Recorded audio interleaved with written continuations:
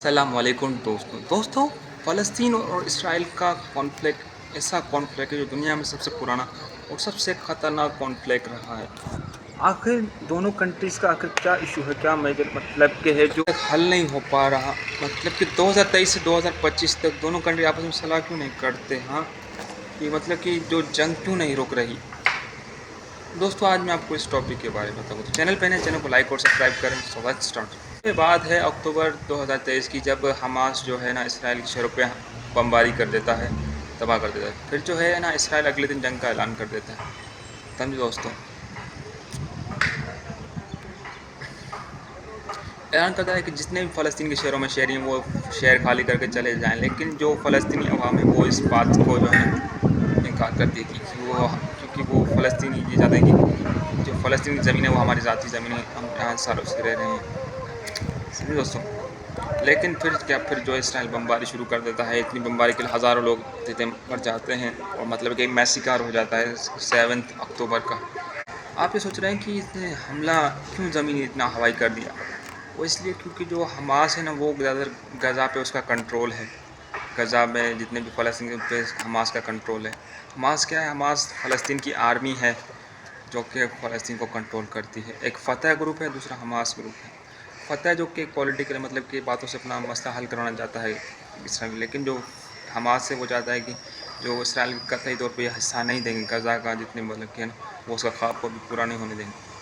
समझे। और इसराइल ये चाहता है कि जो हमास है वो इसी शहरों में छुपा हुआ है, तभी मतलब वो बार बार एयर स्ट्राइक करता है, बमबारी करता है, मतलब लोगों को उधर ही मतलब कि जहाँ कत्ल कर देता है। मतलब कि अभी 2 साल गुजर चुके हैं, 2025 आ गया है, लगभग 70,000 के करीब लोग कत्ल हो गए हैं, उनका मतलब कि असासिनेट हो गया है।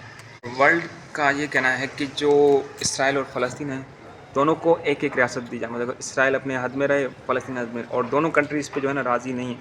दोनों कंट्री, या इसराइल हो या फ़लस्तीन, फ़लस्तीनी आवाम चाहती है कि इसराइल का ख्वाब कभी पूरा नहीं होने देंगी, और इसराइल वो चाहते हैं कि एक ग्रेटर बने, ताकि जो कि ना उसको दोबारा से इंतकाम का निशाना बन, जैसे कि वर्ल्ड वॉर 2 में हुआ था। हिटलर ने 60 लाख यहूदियों को मारा था, एक असासिनेट किया था जूइश लोगों का। समझो, जिसमें बड़े बड़े शहर, जिसमें लंदन, टोक्यो, हैम्बर्ग, बर्लिन, सारे मतलब शहर तबाह हो गए थे। इस पर मैंने जापान पे एक डॉक्यूमेंट्री वीडियो बनाई, आप जाके ज़रूर देखिएगा ये वीडियो है। समझो दोस्तों, हाँ, तो वापस आते हैं कि जो तबाह हो जाते हैं सारे शहर। जो वेस्ट बैंक है वो जॉर्डन का एरिया है, मतलब कि वहाँ पे अलग रियासत है, वहाँ पे इसराइल इतना कब्ज़ा नहीं, लेकिन अभी 2025 आ गया तो इसराइल ने काफ़ी हद तक वहाँ पे कब्ज़ा कर लिया है। और समझो तो वहाँ जहाँ पे जेरूशलेम कैपिटल है जो कि इसराइल का, वहाँ पे कब्ज़ा कर लिया। जेरूशलेम इसलिए पॉपुलर है क्योंकि वहाँ पे 3 बड़े मज़हब हैं, क्रिश्चियनिटी, जुडानिज़्म, और मतलब कि जो है ना जो मसीह का वो मतलब कि मज़ाहिब वहाँ पे हैं। दोनों कंट्री आपस में इसको अपना ही मानते हैं, और वर्ल्ड ये चाहता है कि दोनों को टू स्टेट बनाए, लेकिन दोनों इस बात पर राज़ी, तभी मतलब कि जंग चली जा रही।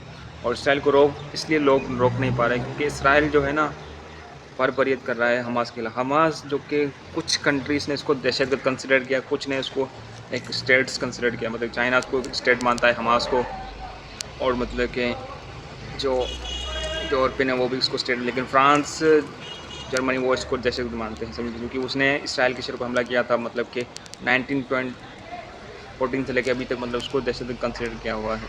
तो ये मतलब मसला है जो अभी तक हल नहीं हो पा रहा। दोनों कंट्रीज़ पे मतलब कि स्टेट्स पे ही कब्ज़ा कर रहे हैं, और तभी मतलब कि जो नुकसान आम आवाम का ही हो रहा है। तो अभी के लिए इतना ही, मिलता हूँ आपसे।